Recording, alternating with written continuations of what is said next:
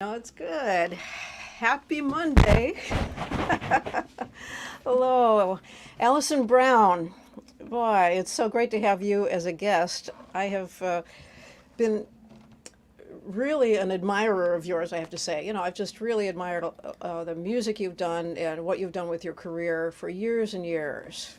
Thank And you. That's really nice of you. always, wish that we had more time to do some projects together, but you're so busy. Wow, doing your solo recordings and with your band and your label, Compass Yeah, Records. I've been juggling quite a few things, but you're right. We haven't had a chance to really do anything together. I don't think since one of your guitar nights, and I think it was Yeah, in 2002. that's And I right, remember because my 2002. daughter was had just been born like 2 weeks before that. So Yeah, that's a and long time ago. that is a wow. And you play guitar on that. Yeah, you're I also did, yeah. a very fine guitar player, in addition to being known as a banjo player. And um, you played a lot with Alison Krauss way back. Mm-hmm. Yep. And then you played Yep. with another Alison. Who was that? I believe you could create an all Alison band. Yeah, I'm Yeah, trying to think of who the other Allison there would was be. I another mean, there are a Alison. lot of Allisons in roots music now. Ah, Allison Moore and Allison Russell, but I can't think of another it was Alison Moore, Allison. I think. Allison Moore, Yeah, yeah, she's yeah. great. But yeah, I played in Allison Krauss's band for about 3 years, and Mhm. then joined Michelle Schock's band for about a year, and was a band leader for her world tour behind one of her albums, and then started my own band and started a record label. And what was I thinking? So here we are. Fast Right. forward. Wow. And one thing that we have in common, I realize, is we both had our music on the Space Shuttle Discovery. Yeah, both had our music taken up on the Space Shuttle. Yeah, I'd forgotten about that. I'm really so glad you mentioned that. How did that happen for you, Muriel? Uh, well, I was hired to play for the annual Fajita Fest for the astronauts in an airplane hangar in Houston. At the base there. And during my break, there was a group of astronauts got up and they had a little astronaut band. And one of the astronauts, Susan Helms, bought my Heartstrings recording and took it up to space. And Marcia was the one who brought yours up. And how did that happen? It's a great Right? story. I got a fan letter from her, and she actually wrote it on Johnson Space Center stationery. And she was basically just writing to say, I really like your music, and I have, your record Pre-Sequel, which is a record that I made with Stuart Duncan when I was just getting out of high school. And I was just, I mean, well, it's like you're like, what? This is too awesome. Plus, I was a Star Trek junkie from way back, so as they say, my inner Vulcan was very pleased. Um, so I immediately called up Marcia, and I'm like, this is so cool. We have to meet. And Marcia came out. It kind of is the beginning of a very long relationship, and she's actually now godmother to both of our two kids. But that was the genesis for that. So I wrote a tune for her for, I can't remember which flight it was, in '94, called "The View from Above," which is interesting. It's almost the same title as your tune. And then Right. later wrote a tune for her called "My Favorite Marcia," and she flew that tune, and then a couple other tunes that we had too. So it's so cool. Well, I'll tell you what, why don't we both play our tunes or from inspired by that space shuttle? Okay, And mine's going to be rough, but let's play yours first. yeah. Or can you play just a little short something on the banjo while I'm getting ready for that? Yeah. Oh, sure. Yeah, just a little.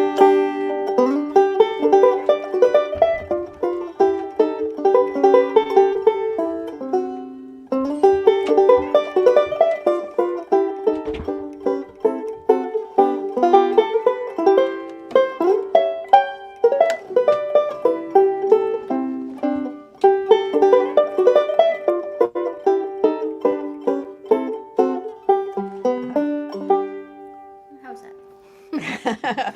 All right, great. Great preview here. So I'll do View from Space, and I think it'd be fun if you want to just throw in some notes. I know that there's going to be a lag, so this is more for us than for anyone else, just to have Okay. some fun. I'll try not I'll try to do no harm. Okay, this is View from Space.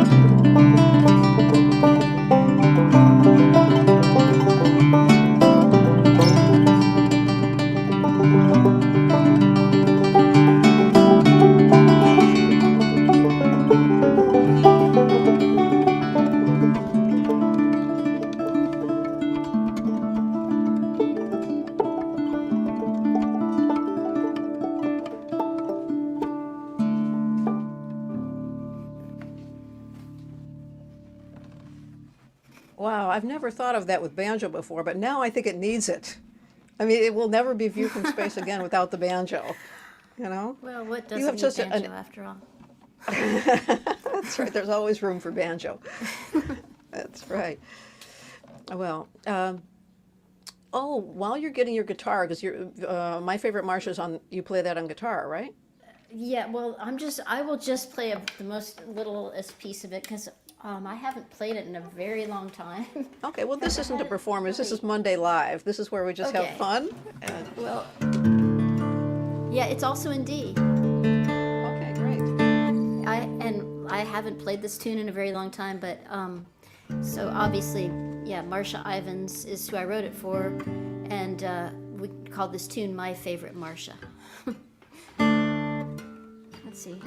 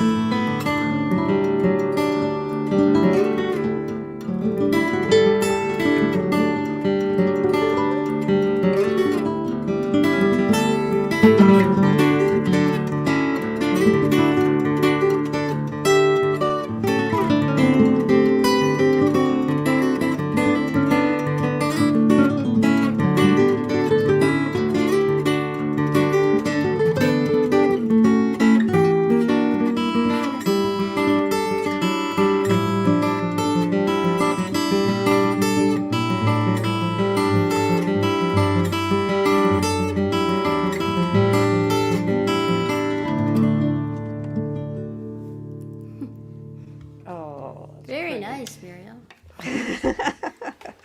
It's funny that we both live in Nashville, but I just got to Long Island. So finally, when I come to Long Island, now we're playing together.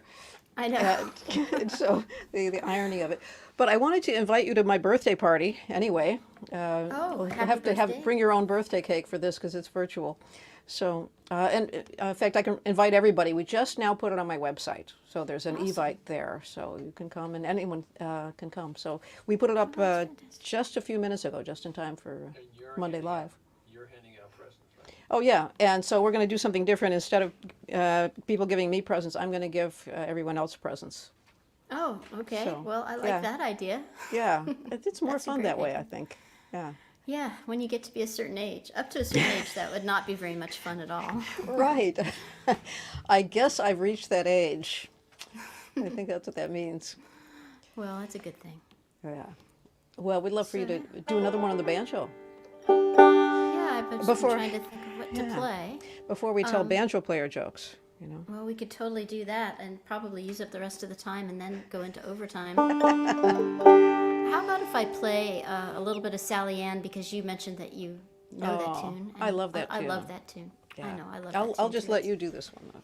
Well, you know, it's one of those tunes that I learned from Earl Scruggs, but I think that the way I play it might be a little bit more like the very old time tune called Sail Away Ladies. Oh, yes. That it came from. But what's kind of makes it a little bit more apropos even is that I was in a group called Newgrange, which is kind of a special project band with Mike Marshall and Daryl Enger and Tim O'Brien, Todd Phillips, and Phil Auberg. Oh, And great. on Marcia's last flight, she flew our record. And actually, I'd completely forgotten about it till I found it the other day. But this tune, Sally Ann, was a wake-up call for her crew. So it all comes back to NASA. I don't know what it is about that. So I'll play a little of Sally Ann.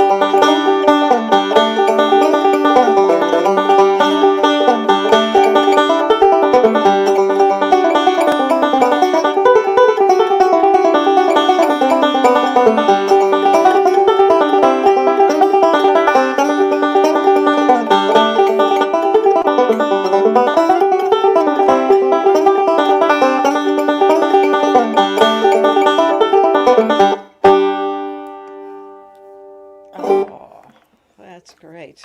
It's a good old tune. Well, I was thinking we can't go into too much overtime telling banjo player jokes because right after this, I'm going to be doing a little workshop on a Chet Atkins tune. It was a tune that Chet played while he was sitting around his house, sitting around his office, and I don't know if he ever gave it a title, but just a cute little tune. So I've been starting to do these shared private lessons. So we've just with a small number of people. And so That's it's a great I might as well, idea. might as well I'd play a love to little hear bit. it. You know, Chet Atkins used to own the building that Compass Records headquarters is in. Oh, And so I'm kind of, you know, I know that there's probably people like that for you that you wish that you had met when they were still here. And I feel like I was not even a degree of separation from meeting Chet, but I never got to meet him. And I really regret it because, you know, what he did with the guitar was just, well, obviously it influenced so many people, but it was amazing that he was kind of also like this record business guy, an A&R guy. and your landlord. And our landlord. So that's great. I'd love to hear the tune. Okay, yeah, just a little cute tune.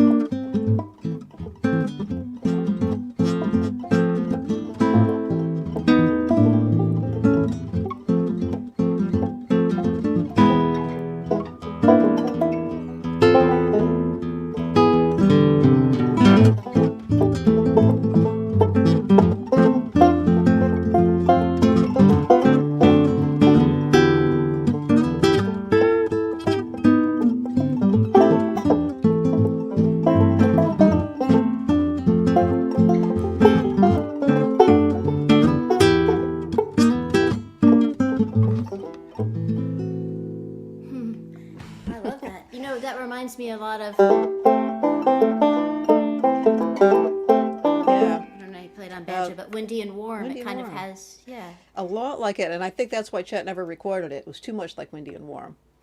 Yeah, and I don't Yeah, even know if he that's gave it a title, but Yeah, it's that's a cute great little. feel. So Yeah. did you get to spend a lot of time with Chet?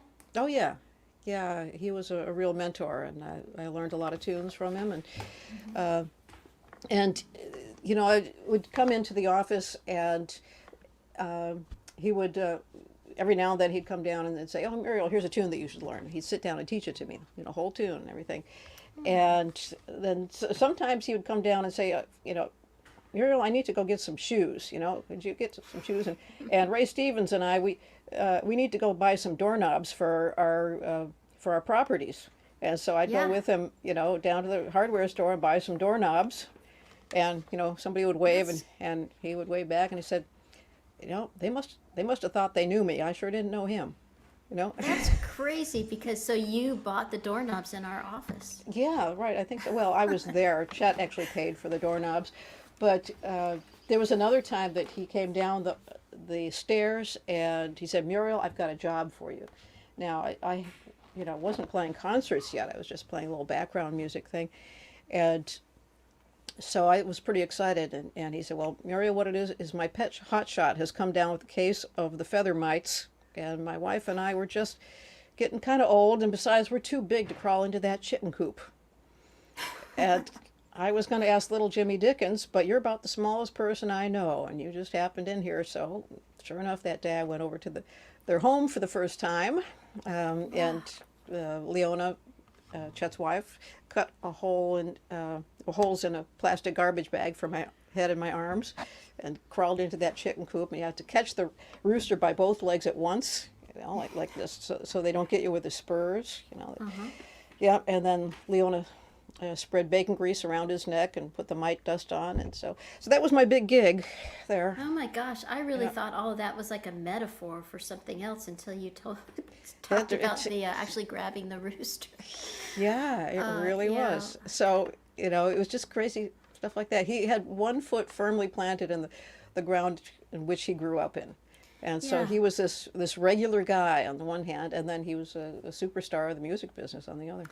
Yeah, it's so it's such a gift in a way to get to know these kind of first generation country musicians who grew up in such a rural setting. I mean, such that doesn't really exist anymore. And then and their music still has relevance in this kind of time of screens and such technology that they couldn't have imagined. I found that too, like working with Bobby Osborne. I produced his last record, and we just did a track together, a version of White Line Fever, which is a Merle Haggard tune.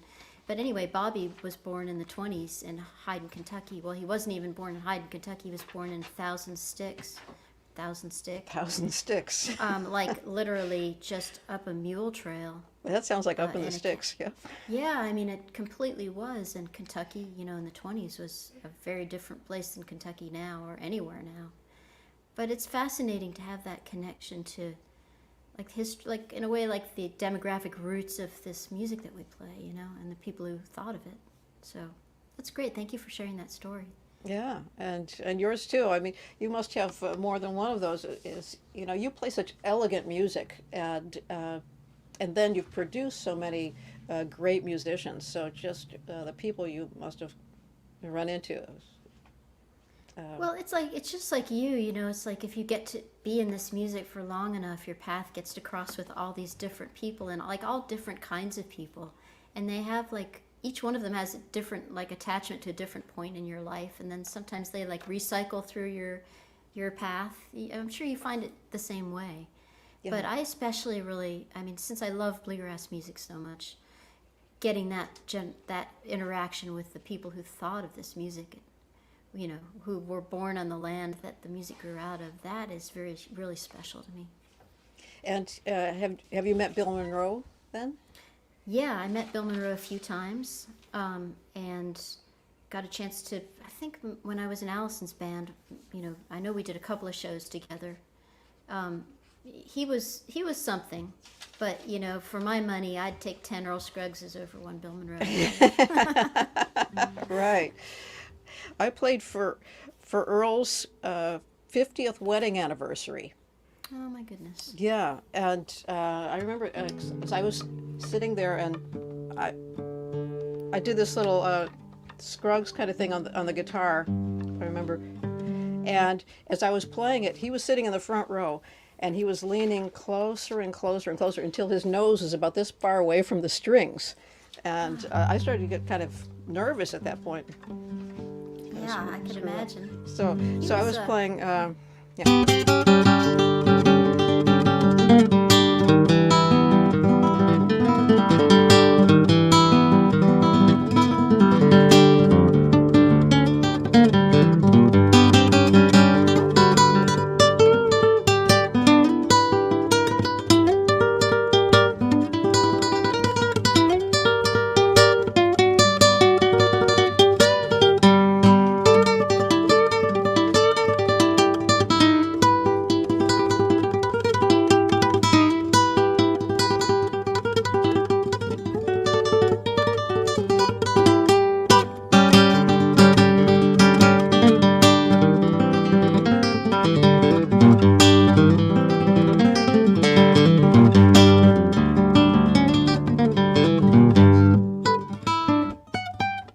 That's great. So you have your E string tuned down to a D, but otherwise you're playing Yes. like Foggy Mountain breakdown of. That's very cool. Yeah. Oh, Yay. that's right. I- well, the I could fifth Oh, go ahead. Fifth string's down. tuned to a G. just down to a G. Well, you play just a couple more phrases of that so people can hear what it really sounds like. Yeah, right. And then we'll I say could some see- hellos to people. Yeah, I We'll get could some see highs. why Earl's nose would have been like pressed up against your guitar. So here's how it sounds on the banjo.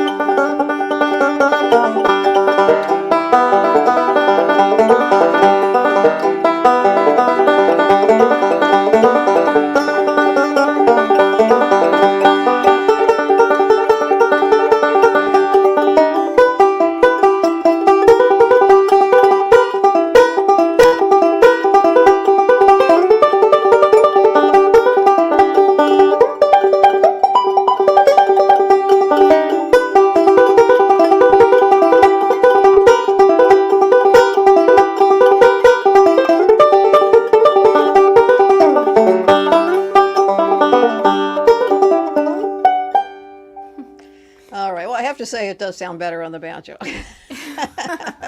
Well, when you play it, that I would is. agree, but it's pretty impressive to hear it on the guitar. So. Yeah.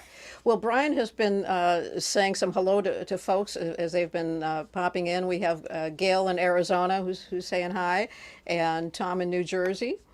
And just now we have, see.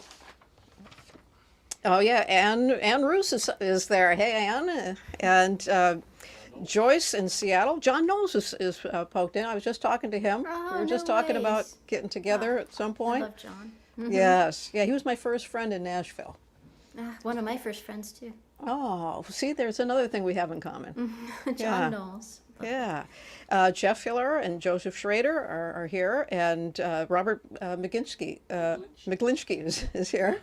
Sorry. He's our Cape Ann. Yes, oh, from Cape Ann. Great. We're going to sail out there and see him. So we've got a new thing going called acoustic sailing. And if you go to YouTube and type in acoustic sailing, you'll see some of our last adventures. And we are having another trip coming up. And if people are interested, just they can go ahead and what do? You subscribe to the channel, I guess what you do to find out what's going on. So we'll be delivering instruments via sailboat along the coast as we go, and writing some new tunes, hopefully. So are you heading north up the coast? Up north up the coast, yep, up to Massachusetts and on to the coast, central coast of Maine. Okay. Are you going to make it up to Canada? Not as far as Canada this year, unless we get some really favorable winds. So, but maybe next year we'll see if we can get that far. That's fantastic. Are you giving out banjos or guitars? Well, we're giving out guitars and ukuleles, small guitars. We have a very small sailboat. It's a 30 foot, 29 3/4 foot sailboat, and So I don't know, banjos would be kind of heavy to carry. I mean, kind of big to carry a lot of banjos along with us. Could But make a lot of enemies that way too. I like the ukulele. That's a really good idea. yeah, that's an idea. We could carry all banjos and accordions. You could, and probably, yes. I don't know what the outcome of that would be though. Yes. Well, Besides the banjo jokes. what's your favorite banjo joke? I can tell mine. Let's see. Well, they say that the banjo is a divine instrument. Man plays it, but only God knows why. I haven't heard that one. Okay, well, my favorite one is a guy walks into a bar and says, "Hey, I've got a great banjo player joke." And the bartender says, "Oh, wait, before you tell this banjo player joke. See that guy at the end of the bar? That's my pappy, and he plays the banjo. See the other guy at the end of the bar? He's got a black belt. That's my cousin. He plays the banjo. See that guy across the room? Looks a lot like me, but a whole lot bigger and meaner? That's my brother, and he plays the banjo. Now, you sure you want to tell this banjo player joke?" And the guy says, "Oh, no, no, no, no. Not if I have to explain it 3 times." That's a good one. I hadn't heard that one. I have actually heard some guitar player jokes recently, though. Actually, was it Terry or somebody who was talking about improvising on the fiddle, the violin, and he says, you can improvise on, guitar players do it, and if guitar players can do it, how hard can it be? Well, that's a good way to look at it. I like that.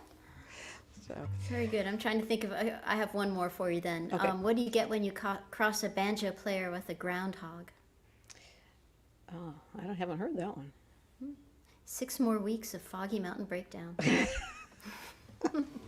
Well, as much as I love banjo player jokes, I love the banjo even more. And it was Bela Fleck who inspired me to work up Nola. I was using that kind of cross string fingering. And so that was, something that Tony Trischka did too. So Yeah, and Bill Keith played. That's a beautiful tune. Marquez Stevens did it as well on the banjo. We get a beautiful arrangement. Well, I'd love for you to play anything you like. Oh, okay. I'm trying to think what I would like to play. Doesn't have to be Nola. Those.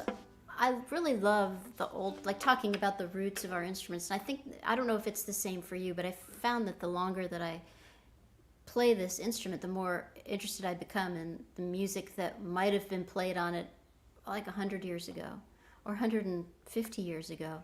And so I just find myself, for some reason, like so drawn to Stephen Foster and the tunes that either he wrote or he appropriated or some combination of the two.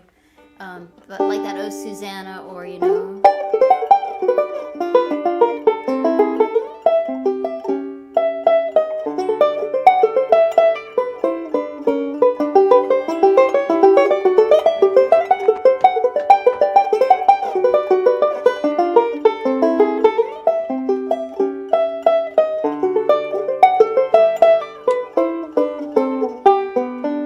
like that or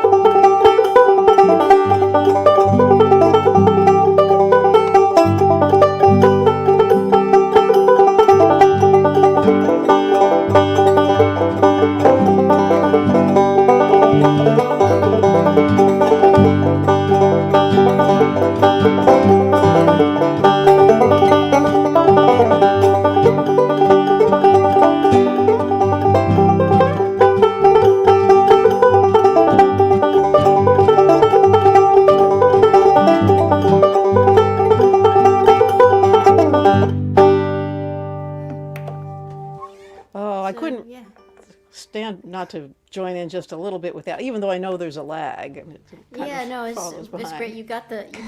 I mean, Angelina Baker, I never knew Stephen Foster wrote that tune. Yeah, But it's a great tune. yeah, I love it. Love it. Yeah. Yeah. Well, we're just about reaching the end of our time, and I wanted to say some more hellos out there. Let's see, some from Sebastian says, "Hey, Bonnie Barnes around is saying hello again, and Pam as well. Pam Hoy from California. Nice to see you again. And Brian, do you have some other hellos for us there? And good. Oh yeah, we've got Steve Dr. Sell. Yeah, another musician, and Jay Bainton. Baton says hey. All right, and so thank you so much for coming, everyone. We can always go to let's see, murielanderson.com/now. That's where I keep all my links and with the next guests. And Alison, do you have anything coming up that you want to let people know about? Oh, what do I Any have coming new up? releases on Compass? Yeah. Well, yes, we always have new releases on Compass. We have a record coming up from Shannon McNally, who's a great kind of Great. She did a record called the Waylon Sessions, which is kind of a female interpretation of Waylon's songs, many of which were recorded in our studio, Hillbilly Central, back in the late '60s, early '70s. So that's pretty cool. That's coming out. We've got a Leftover Salmon record that just came out. Oh, I love them. Last week, I think it was. Yeah, they're great. Colin Hayes got a new covers album that's coming out in June or August. It's weird, like with these release dates, it's like we're kind of already thinking about what's coming out in August and September. Molly Tuttle put out a 3-song EP on Friday, which is pretty cool. You can find on Spotify. And in the midst of all that, I'm trying to finish up a record of my own, which hopefully will be out beginning of next year. Great. And Sebastian says that you have a new fan. He's a big fan of yours now. He hadn't heard you before tonight. Oh, And, thank you, Sebastian. I really appreciate that. yeah, and we have some more Hayes. You played with Tony Rice and Alison Krauss. So that somebody said they loved that concert. And Bunny says thanks for introducing her as well. So you've got a couple of people who just...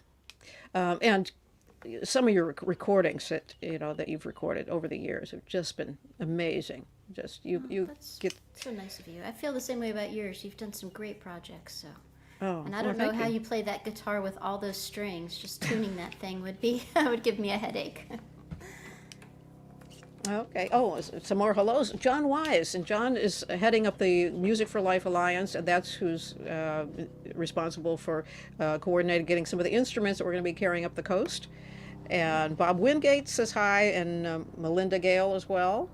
F.S. Mando, yes, who also is... That sounds like a mandolin player to me. Yes, it does to me too. Yeah. Okay, well, I think coming up we have a guitar workshop, so I've got to get offline, and otherwise we would tell more banjo jokes, until the coons come home. Till the cows come home. Or both.